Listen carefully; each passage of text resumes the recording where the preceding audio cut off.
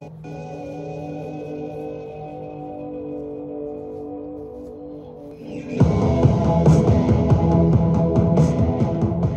everyone, hope you guys had a good weekend.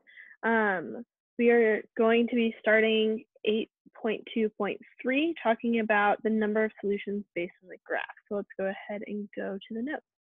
Okay, so we've been talking about complex solutions, but I want to talk about how we can tell the number of real or complex solutions we have just by looking at the graph. So if we look at this first graph, we see that it intersects our x-axis at 2 points.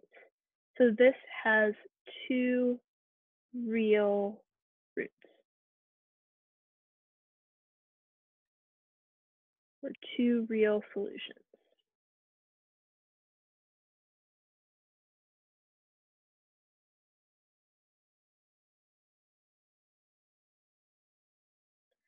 And so if we look at this next graph,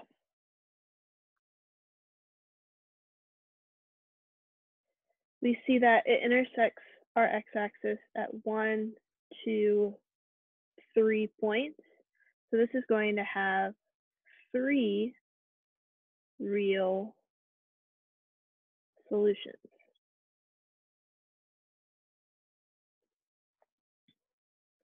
But this next one does not intersect the x-axis at all. So doesn't intersect the x-axis. So that means that but we have one turn. So that means that we have two complex solutions.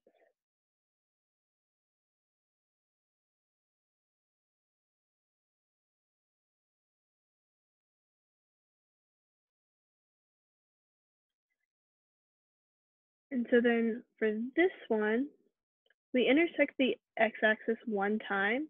So that means that we're going to have one real solution. But then we have this dip in our graph that does not touch the x-axis. And so that means that we are going to have two complex solutions.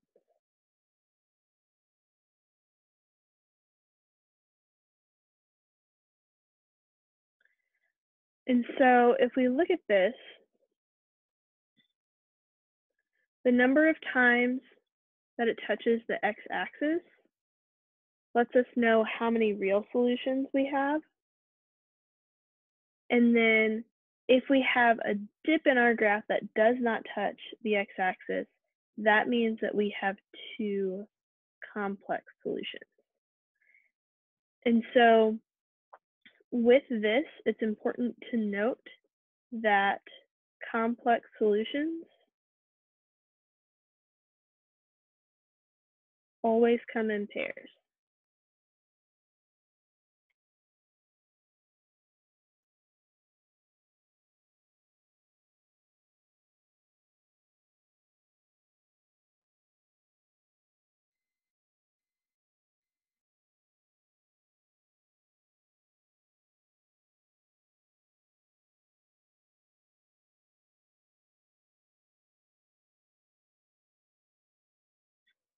Okay.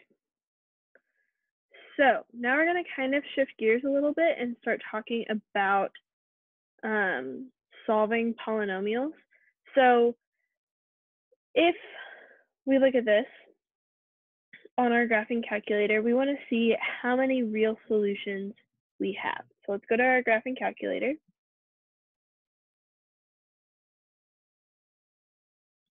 Okay, so we type this into our graphing calculator and we look at the graph. I need to zoom mine in a lot. So if we just look between -10 and 10, we see that it crosses through the x-axis once, but then it has this little dip, which means that it's not going to have, or it means that it's going to have two complex solutions. Well, we don't know what those complex solutions are. But if we look, we see that it crosses through at positive 2. So for how many real solutions do we have? We have 1 real. And so the 1 real is x equals 2. And so because it's x equals 2, that means that we're going to have the factor of x minus 2. And so we want to verify that if we take x minus 2 times x squared minus x plus 1, we get x cubed minus 3x squared plus 3x minus 2. So basically, we're going to take this times this and be sure that we get this outcome. So this would be x cubed negative 2x squared minus 2x squared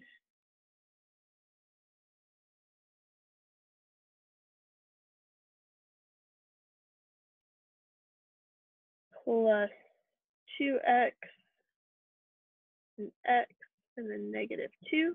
And so if we combine our like terms, we do get x cubed minus 3x squared plus 3x minus 2. It should be a negative 2. Okay, so then we want to find all solutions. And so it says hint. We will need to use the quadratic formula. So we have that our real solution is x equals 2. So we know that this is going to be x minus 2 times x squared minus x plus 1. So this gives us that x equals 2, which is one solution. But then to find our other solutions, we're going to do the quadratic formula. So x equals negative b, so in this case that would be positive 1, plus or minus the square root of b squared, so negative 1 squared, minus 4 times our a value of 1 times our c value of 1, all over 2 times 1. Okay, so then simplifying this, we have 1 plus or minus the square root of 1 minus 4, all over 2. So then this would be 1 plus or minus the square root of negative 3 over 2. And so again, as a reminder from our complex stuff, if we have a negative underneath our square root, that becomes an I outside of the square root. And so even though we can't take the square root of 3, we're going to write that as x equals 1 plus or minus I root 3 over 2.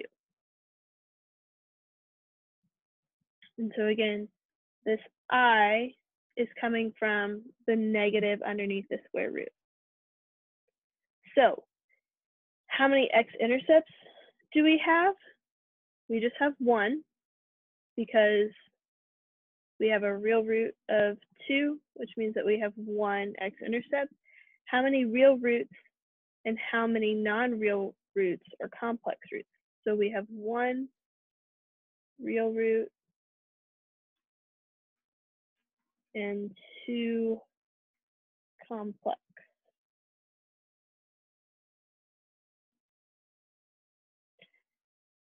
Okay, so if we look at this, so we want to sketch a third degree polynomial that has 3 real solutions.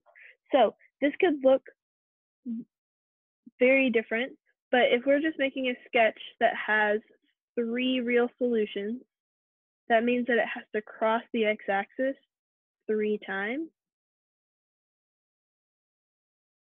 So here we have it crossing 1, 2, 3 times. And remember that if we have a degree, it's the number of maximum and minimums plus 1. So this would be a degree of 3. Then if we want a third degree polynomial with 2 real solutions. Basically what that means is that it's going to cross the x-axis, but then in order for us to just have one more, we need to have it where it bounces on the x-axis. So cross, bounce. So it only touches the x-axis 2 times, but it is still a third degree polynomial because we have 1, 2 maximums plus 1 will make it a third degree. Then to sketch a third degree polynomial with 1 real solution, this means that it's only going to touch the axis 1 time. And so then this would be where we get cross, and then we have a little dip, and then it goes back up. So it crosses once, but it is a third degree polynomial because we have two maximums and minimums, and then plus 1 would be 3. So can a third degree polynomial have no real solutions? The answer to this is no, because it has to go in opposite directions, and so it would have to cross the x-axis at least once. And the other reason why is because complex solutions have to come in pairs. So in order for us to have no real solutions, it would have to be a degree of 2, 4, 6, 8, or really any even degree. So again, we'll go more into detail with this a little bit later on. And if you have any questions, please come into office hours. I will see you all later.